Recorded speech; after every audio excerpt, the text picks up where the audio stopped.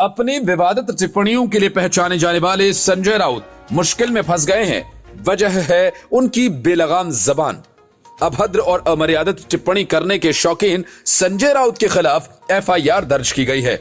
BJP महिला मोर्चा की राष्ट्रीय महामंत्री दीप्ति रावत ने राज्यसभा और शिवसेना नेता संजय राउत के खिलाफ महिलाओं के प्रति अभद्र टिप्पणी करने के आरोप में एफआईआर दर्ज कराई है। शिवसेना पार्टी से राज्यसभा के सांसद संजय राउत के खिलाफ दीप्ति रावत भारद्वाज ने 9 दिसंबर को शिकायत दर्ज कराई थी।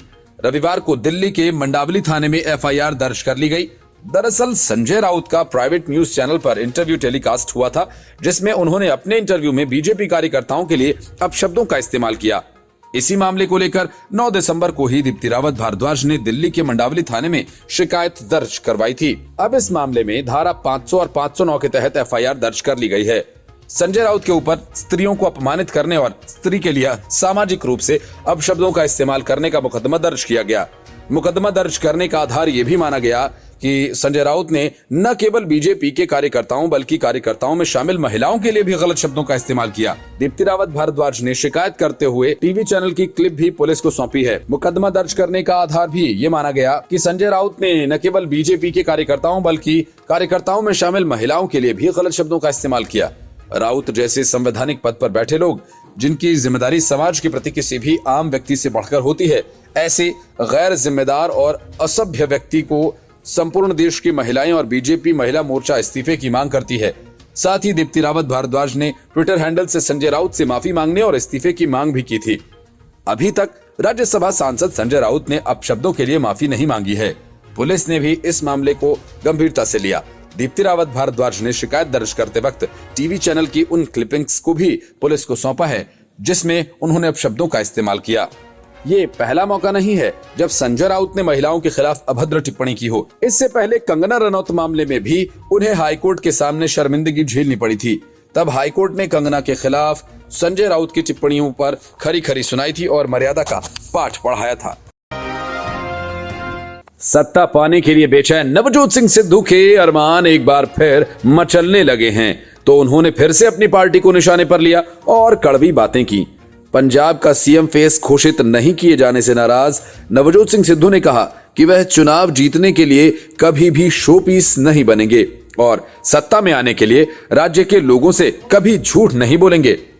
क्रिकेट से राजनीति में आए सिद्धू ने कहा कि उन्होंने अपने जीवन में कभी किसी से कोई पद नहीं मांगा, बल्कि हमेशा पंजाब का कल्याण चाहा है। उन्होंने कहा, न तो मैंने जीवन में कभी कुछ और मांगा और न ही कभी ऐसा करूंगा। मैंने कभी लोगों से वोट भी नहीं मांगा।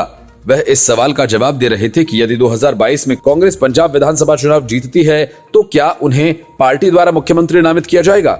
वह सार्वजनिक परिचर्चा बोलदा पंजाब में बोल रहे थे।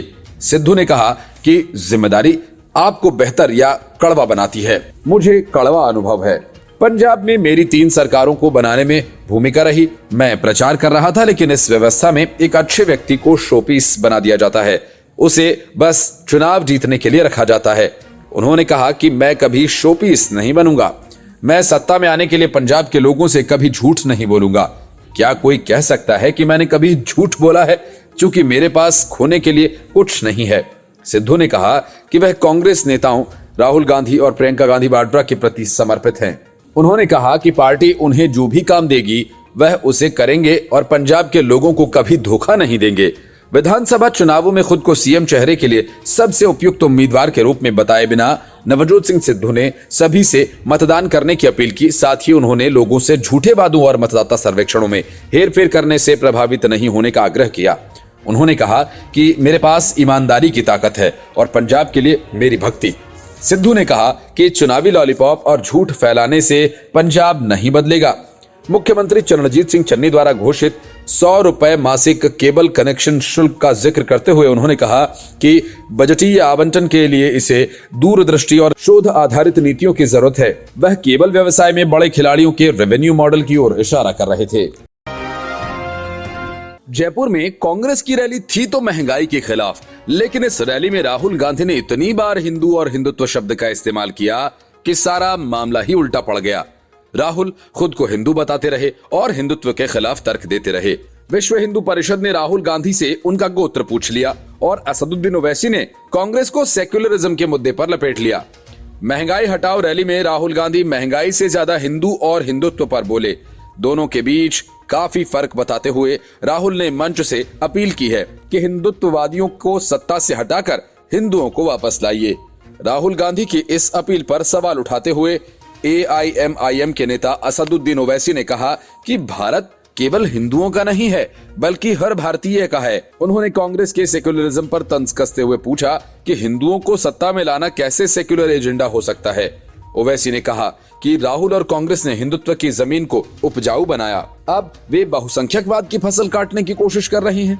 हिंदुओं को सत्ता में लाना 2021 का सेक्युलर एजेंडा है। वाह, भारत सभी भारतीयों का है, केवल हिंदुओं का नहीं।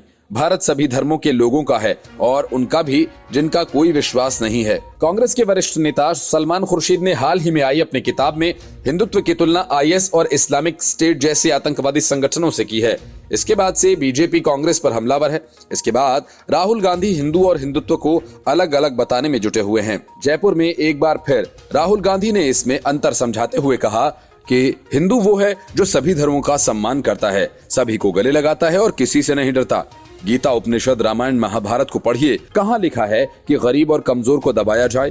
राहुल ने महंगाई के लिए हिंदुत्ववादियों को जिम्मेदार ठहराते हुए कहा कि इन्हें हर कीमत पर सत्ता चाहिए। अपने भाषण की शुरुआत करते हुए राहुल गांधी ने कहा कि दो जीवों की एक आत्मा नहीं हो सकती, उसी तरह दो शब्दों का एक मतलब नहीं हो सकता, क्योंकि हर शब्द का अलग मतलब होता है। देश की राजनीति में आज दो शब्दों की टक्कर है, दो अलग शब्दों की। इनके मतलब अलग हैं। एक शब्द हिंदू, दूसरा शब्द हिंदुत्ववादी। ये एक चीज नहीं है, ये दो अलग शब्द हैं, इनका मतलब बिल्कुल अलग है। पंजाब के सियासी रण में एक और नई पार्टी की एंट्री होने वाली है। इसका नाम होगा किसान पार्टी। असल में कृषि कानूनों की वापसी के बाद गुरनाम सिंह चन्नूनी, बलबीर सिंह राजेवाल जैसे नेता अपनी सियासी संभावनाएं तलाश रहे हैं। ऐसे में किसान पार्टी बनाने और सारे संगठनों को एकजुट करने की कोशिशें तेज कर चुके हैं। अगर पंजाब में किसान पार्टी बनती है तो कांग्रेस और आम आदमी पार्टी के सारे किए धरे पर पानी फिर सकता है। अगर किसानों की ओर से राजनीतिक दल बनाया जाता है तो इससे पहले से स्थापित राजनीतिक पार्टियों की चिंता बढ़ सकती है। किसानों के इस कदम से अन्य दलों का चुनावी गणित बिगड़ सकता है। जलंधर आलू उत्पादक एसोसिएशन के महासचिव जसविंदर सिंह सांघा ने भी इसी संबंध में प्रतिक्रिया दी है। उनका कहना है कि हम इस संबंध में सक्रिय रूप से काम कर रहे हैं। हम विभिन्न किसान संगठनों से राजनीतिक पार्टी बनाने के लिए संपर्क कर रहे हैं। साथ ही संपर्क करके बड़े स्तर पर चुनाव लड़ने पर भी बात की जा रही है। जसविंदर सिंह पंजाब में एक किसान संगठन से जुड़े हुए हैं। उन्होंने ये भी कहा कि इस मामले को लेकर विभिन्न किसान संगठनों के बीच चर्चा की गई। इस बात का प्रयास किया जा रहा है कि सभी प्रमुख लोगों को एक साथ लाकर किसानों की पार्टी बनाई जाए। इस बात को प्रमुखता से समझा जा रहा है। इसमें अन्य क्षेत्रों के प्रतिनिधियों और प्रोफेशनल्स को भी शामिल किया जाए ताकि पंजाब में राजनीतिक बदलाव लाया जा सके। उनका कहना है कि हम संयुक्त किसान मोर्चा और अन्य कृषि संगठनों व मजदूर संगठनों से बातचीत कर रहे हैं। जनता पहले से ही स्थापित दलों से तंग आ चुकी है। अब बड़े बदलाव की बात पूरी संभावनाएं दिखा रही हैं। सांघा ने कहा कि किसान संगठनों और किसानों के बीच इस बात की चर्चा है कि अब अपने दायरे को बढ़ाया जाए और चुनाव लड़ा जाए।